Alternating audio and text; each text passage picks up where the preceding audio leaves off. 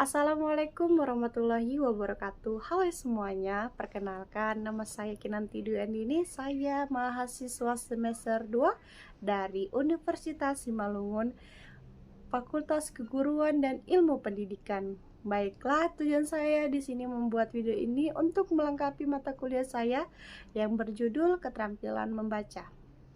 Membaca merupakan proses kompleks yang melibatkan berbagai keterampilan kognitif dan linguistik.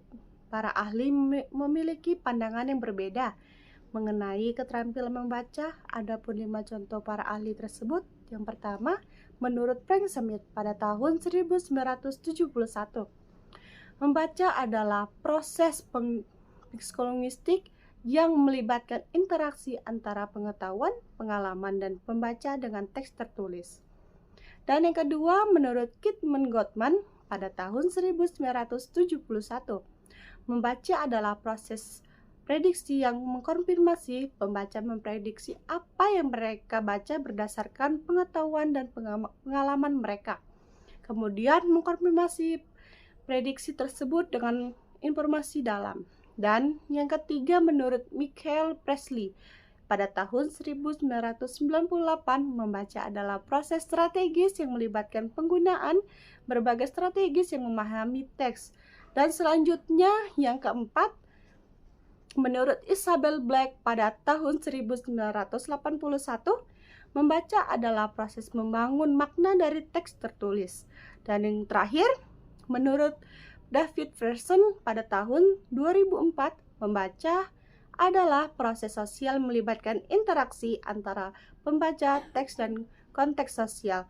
Dan yang terakhir, menurut saya, kesimpulan menurut pribadi saya, membaca adalah proses produksi yang menghasilkan pengetahuan, pengalaman, dan sikap-sikap baru. Membaca juga dapat diartikan sebagai membaca itu merupakan aktivitas yang kompleks yang melibatkan berbagai faktor yang datangnya dari dalam diri pembaca dan faktor dari luar. Selain itu, membaca juga dapat diartikan sebagai jenis kemampuan manusia sebagai produk belajar dari lingkungan, dan bukan kemampuan yang bersifat instinktif atau naluri yang dibawa sejak lahir. Jadi, semakin banyak seseorang sering membaca, semakin banyak pula kaya ia akan pengetahuan dan pengalamannya. Yang berarti, semakin banyak pula modal yang ia milikinya, semakin banyak pula yang ia tahu membacanya.